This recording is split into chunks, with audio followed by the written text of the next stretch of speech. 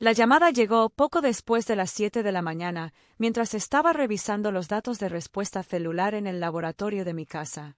Tenía las manos enguantadas y estaba inmerso en ciclos de pipeteo cuando la pantalla se iluminó. «Papá». Lo dejé sonar una vez más antes de contestar. «Buenos días, Izzy», dijo con voz pulida y pausada, como si estuviera dando una actualización trimestral. «¿Qué pasa?», pregunté, todavía concentrado en la microplaca que tenía delante. «Quería que lo escucharas directamente de mí», dijo. «Transferiremos los derechos de la propiedad intelectual de Nanoschild a Ariel. Ella supervisará el desarrollo comercial de ahora en adelante». Me quedé congelado. «¿Qué estás haciendo?» «Ya está en marcha», continuó. «Tiene un instinto empresarial más fuerte y, francamente, me apoyó cuando aún estabas descubriendo tu potencial. Sabe cómo aprovechar el mercado». Me quité los guantes, intentando mantener la voz firme. «Esa no es tu decisión». «Por supuesto que lo es», dijo rotundamente. «Lanston Pharma financió tu investigación, el tiempo de laboratorio, los materiales iniciales, incluso tus asistentes. Todo lo pagamos nosotros. No lo hiciste sola, Isadora. Es de la empresa. La metodología subyacente es mía», dije con cuidado. «El diseño de la entrega, el mecanismo central, se desarrolló de forma independiente, fuera del horario laboral de la empresa». Soltó una risa corta y sin humor. «¿Crees que unas cuantas noches en el garaje lo hacen tuyo? Anda, no lo hagas más difícil de lo que tiene que ser». Abrí mi computadora portátil y miré el recibo digital de la Oficina de Patentes de Estados Unidos. Presentado hace 3 meses. Confirmado. Aceptado. El número de expediente quedó grabado en mi cerebro como una cicatriz. «Espero que Ariel disfrute intentando monetizar una investigación que no entiende», dije. «Buena suerte». Una pausa. Esperaba pánico, rabia, tal vez lágrimas. En lugar de eso, terminé la llamada y saqué la memoria USB de mi cajón.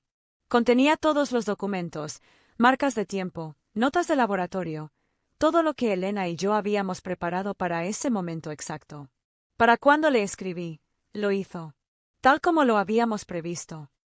Mis manos habían dejado de temblar. Comprimí los archivos en una carpeta denominada desglose de Langston y comencé a hacer copias de seguridad de todo en el almacenamiento en la nube. Porque si pensaban que esto había terminado, no habrían entendido de quién aprendí resiliencia. Antes de que Lanston Pharma se convirtiera en una marca, era un boceto en blanco y negro en la pizarra de la cocina de mis padres. Mi madre, la doctora Camille Serrano Lanston, solía delinear las vías moleculares mientras cocinaba guiso de lentejas, hablando de los ensayos clínicos como si fueran cuentos para dormir. Ella no era solo brillante. Fue deliberada. Construyó una empresa basada en la ética de los datos y en una creencia inquebrantable en hacer las cosas bien, incluso cuando costaba más o tomaba más tiempo. Mi padre, Richard, era el más suave. Él vestía trajes, hablaba en almuerzos con inversionistas y hacía que la gente se sintiera segura al entregar su dinero. Pero siempre fue la ciencia de mi madre la que dio alma a la empresa. Después de su muerte, pensé que continuaríamos ese legado juntos. Pero algo en él cambió. El laboratorio perdió el ritmo y la sala de juntas se volvió más ruidosa. Los plazos se hicieron más ajustados. Aumento de la tolerancia al riesgo. Pensé que era solo dolor disfrazado. Pero para el 2.º año, estábamos acortando los ensayos, reduciendo la transparencia en nuestros datos. Cuando hablé, dijo que estaba siendo demasiado académico. Luego llegó Celeste, pulida, cara, todas sonrisas y vagas referencias a la racionalización de la visión. Se casó con ella 9 meses después de conocerla en una conferencia en Napa. Ariel lo siguió poco después, recién salido de un programa de MBA en línea y ya renovando la presencia digital de la empresa. Recuerdo haber entrado a una sesión de estrategia trimestral y verla a la cabeza de la mesa, presentando ideas sobre procesos de fabricación de productos farmacéuticos impulsados por IA que ella apenas entendía. Traté de concentrarme en la ciencia, en mi equipo, en el trabajo que importaba. Pero las cosas cambiaron rápidamente. El acceso a mi laboratorio fue restringido por cuestiones de cumplimiento. Mi nombre fue eliminado silenciosamente de los proyectos públicos. Presupuestos reasignados. Cuando expresé mi preocupación, me tildaron de emocional, disruptivo y demasiado cercano a los datos. Por la noche, me sentaba en la vieja silla de laboratorio de mi madre, la única pieza suya que conservaba, y trataba de recordar por qué no me había ido. Tal vez todavía creía que podía salvar lo que ella comenzó. Pero ahora lo entendí. Esta empresa, nuestra empresa, había sido secuestrada, su ADN reescrito. Y si me dejaban fuera, iban a aprender que no fui yo quien estuvo pidiendo credibilidad durante todos estos años. La primera vez que le conté a Elena lo que estaba pasando, ella no dijo nada de inmediato. Ella simplemente se reclinó en su silla, con los brazos cruzados, mirándome a través de la cámara web con la misma calma calculadora que usaba en la universidad cuando analizaba jurisprudencia mientras todos los demás estudiaban para los exámenes finales. ¿Has estado haciendo ensayos independientes?, preguntó finalmente. Sí. Fuera de horario. Mi equipo, mis notas. Sin financiación de Carter. Lo he mantenido limpio. Bien. Empieza a separar los flujos de datos si aún no lo has hecho. Necesitarás una cadena de custodia limpia para el trabajo que reclamas como tuyo. Asentí. La metodología de Nanoshield se perfeccionó en mi garaje, literalmente, todo a mi nombre. Bajo ese nombre es como lo archivamos, dijo. Patente independiente. Solo a tu nombre. Y registra el nombre antes de que piensen en cambiarlo. Se necesitaron semanas para crear el archivo. Cada protocolo, cada entrada con marca de tiempo, cada línea de código del software que había escrito para rastrear el comportamiento de entrega. Lo catalogé todo meticulosamente. Incluso traje un laboratorio externo para validar los resultados, en caso de que intentaran cuestionar la autenticidad más tarde. Trabajé hasta tarde casi todas las noches realizando simulaciones en el banco improvisado que había montado en el garaje. Los títulos enmarcados de mi madre colgaban sobre mí como un silencioso estímulo. Cuando el cansancio me nublaba la vista, revisaba los correos electrónicos que no debía ver. Ariel comentando su próximo anuncio de innovación. Celeste le dice a la Junta que usted estaba demasiado involucrado emocionalmente como para liderar la comercialización. Elena construyó el andamiaje legal mientras yo construía la ciencia. Involucró a un experto en reglamentación. Verificó 2 veces la superposición de propiedad intelectual y silenciosamente realizó verificaciones de conflictos para asegurarse de que nadie en su empresa tuviera vínculos con Lanston Pharma. Incluso me hizo crear un registro digital de copias de seguridad de los envíos, registrando cada cambio, cada acceso, hasta el segundo. No se lo dije a nadie en la empresa, ni a mi equipo ni a los asistentes que todavía creían en la misión. Cuanto menos gente lo supiera, mejor. Sonreí durante las reuniones, asentí en las llamadas de estrategia y les dejé pensar que me estaba rindiendo. Pero en el fondo, yo estaba colocando cada ladrillo de mi propia fundación. La confirmación final llegó en un correo electrónico a las 2:17 de la madrugada. Solicitud presentada ante la USTO. Pendiente de revisión. Marca de tiempo registrada. Me recosté en mi silla, miré al techo y dejé escapar el aliento que no me había dado cuenta que había estado conteniendo durante meses. Porque creían que me estaban borrando poco a poco. Pero ya estaba escribiendo el siguiente capítulo, sin ellos. La junta de accionistas se celebró en el nuevo auditorio de cristal de Lanston Pharma, elegante, estéril y sin alma. Me senté cerca del fondo, sin que me invitaran, pero tampoco me rechazaron. Solo otra cara familiar que nadie se había molestado en interrogar. Mi credencial todavía se escanea en la recepción, al menos por ahora. La presentación comenzó con proyecciones y diapositivas pulidas. Richard permaneció de pie en el podio, con las manos arremangadas como si todavía fuera el luchador fundador en lugar del hombre que acababa de destruir la credibilidad de su hija a puertas cerradas.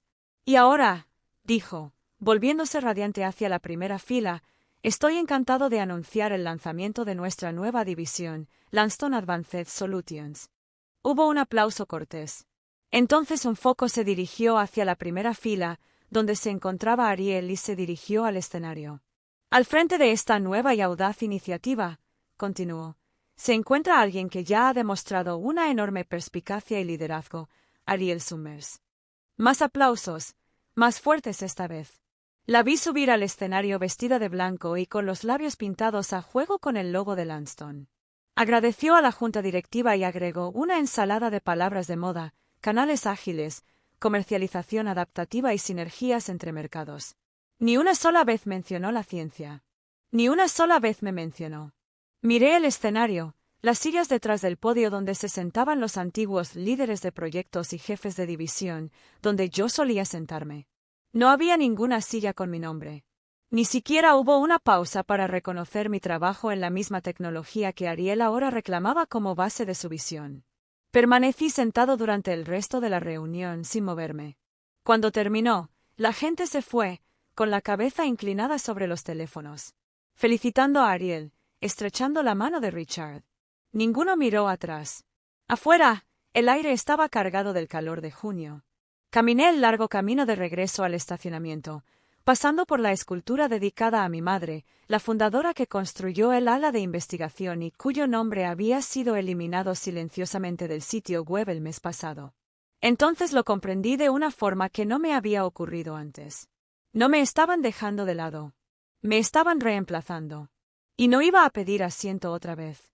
Ya había empezado a armar mi propia mesa.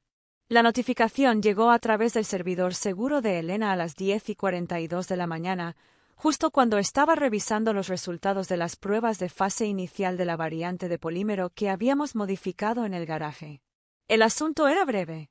Se activó la bandera de intento de transferencia iniciada. Abrí el documento. Mi padre había presentado oficialmente una solicitud para transferir la propiedad intelectual de NanoShield de Lanston Pharma a Ariel Summers, citando un realineamiento estratégico interno. No tenía ni idea de que la Oficina de Patentes y Marcas de Estados Unidos ya había registrado mi presentación independiente 3 meses antes, con marcas de tiempo, validaciones de terceros y copias de seguridad digitales de 3 ubicaciones separadas. La bandera fue automática. En el momento en que se sometieron, se registró un conflicto. El mensaje de Elena apareció segundos después. Acaban de entrar. Estoy preparándolo todo. No se preocupen. No sentí alivio ni victoria. Solo una claridad serena y fría, de esas que solo llegan después de haber sido subestimada durante demasiado tiempo. Al mediodía, recibí una llamada del departamento legal de Lanston Pharma. No contesté. Luego, un mensaje de Ariel. ¿Podemos hablar? Ha habido cierta confusión. Dejé ese también. A última hora de la tarde, estaba en la oficina de Elena, sentado frente a ella mientras ella exponía nuestro plan en carpetas codificadas por colores. Estaba serena como siempre, pero había una tensión alrededor de sus ojos que me decía que ya estaba pensando 3 movimientos por delante. Violaron el protocolo de la USTO al intentar transferir derechos que no les corresponden legalmente, dijo. Eso automáticamente los pone bajo escrutinio. El mejor caso para ellos es que esto se convierta en una vergüenza pública. En el peor de los casos, se exponen a una investigación. Primero dirán que hay confusión, dije, y luego lo presentarán como un error de comunicación. Dirán que no entendí el alcance de mis contribuciones. Elena asintió. Por eso son importantes tus registros, tus notas de laboratorio, los recibos de tu equipo personal, las copias de seguridad de los servidores externos. Esto no es solo un desacuerdo. Es un robo. Y la documentación prueba la intención. Ella me entregó una impresión limpia de la solicitud de patente original. Mi nombre, mi metodología. Sin avales, sin afiliación corporativa. Lo miré fijamente durante un largo rato antes de guardarlo en mi bolso. Esa tarde, mientras Lanston Pharma intentaba averiguar por qué su solicitud estaba retenida en revisión legal, volví al laboratorio y ejecuté la misma secuencia molecular que había ejecutado cientos de veces antes. Solo que ahora, todo parecía diferente, mesurado, seguro, porque no acababan de iniciar una transferencia. Habían activado el caso que había pasado un año preparando. El evento de prensa se celebró un miércoles por la mañana y se transmitió en vivo a través de las plataformas de Lanston Pharma con un titular brillante. Revolucionando la terapéutica, comienza una nueva era. Lo observé desde mi computadora portátil, con los auriculares puestos, sentado en la misma mesa de la cocina donde dibujé por primera vez el prototipo del NanoShield en el reverso de una servilleta. Ariel subió al podio con una bata de laboratorio blanca impecable, todavía arrugada por el embalaje. Su nombre estaba bordado en el pecho con una fuente que hacía juego con la nueva marca Lanston, un suave verde azulado, en minúsculas, Un teatro científico accesible vestido de relaciones públicas. Sonrió a las cámaras, ajustó el micrófono con gracia ensayada y comenzó a hablar. Nuestro sistema de administración de última generación utiliza receptores específicos para optimizar la entrada terapéutica a nivel celular, mejorando la precisión y minimizando el impacto colateral, leyó, tropezando ligeramente terapéutico. Reconocí cada palabra, fue tomada directamente de mi propuesta de subvención. Mis diagramas aparecieron detrás de ella mientras gesticulaba vagamente hacia la pantalla, pretendiendo explicar mecanismos que no entendía. Mi padre estaba de pie junto a ella, con las manos juntas orgullosamente, llamándola visionaria y líder para el futuro. Me quedé mirando la pantalla, sin expresión, hasta que apareció el mensaje de Elena. Estamos presentando la solicitud de cese y desistimiento ahora. Ella se movió rápido. El documento fue entregado en 1 hora, completo con mi número de presentación en la USTO, evidencia fechada de autoría independiente y una demanda formal de retractación inmediata de cualquier afirmación que asociara a Ariel con el desarrollo de la tecnología. La transmisión en vivo terminó sin reconocer el aviso legal, pero el tono había cambiado. Los comentarios fueron desactivados. Las preguntas de los periodistas fueron interrumpidas. Un periodista de biotecnología tuiteó una captura de pantalla de Ariel pronunciando mal biodisponibilidad, y se extendió más rápido que cualquier otra cosa que el oleoducto Lanston había logrado jamás. Cerré mi computadora portátil y me recosté, dejando que el silencio se instalara. Habían basado su anuncio en un lenguaje robado y en autoridad prestada. Les había permitido hablar sin interrumpirlos, no por miedo, sino para darles suficiente cuerda para ahorcarse. Ahora, con el expediente de Elena en marcha y el registro público cambiando, volví al laboratorio y retomé el trabajo donde lo había dejado. Porque mientras ellos jugaban a disfrazarse con abrigos prestados, yo todavía tenía trabajo real que hacer. La entrevista fue idea de Elena. Al principio me resistí. No quería ser noticia.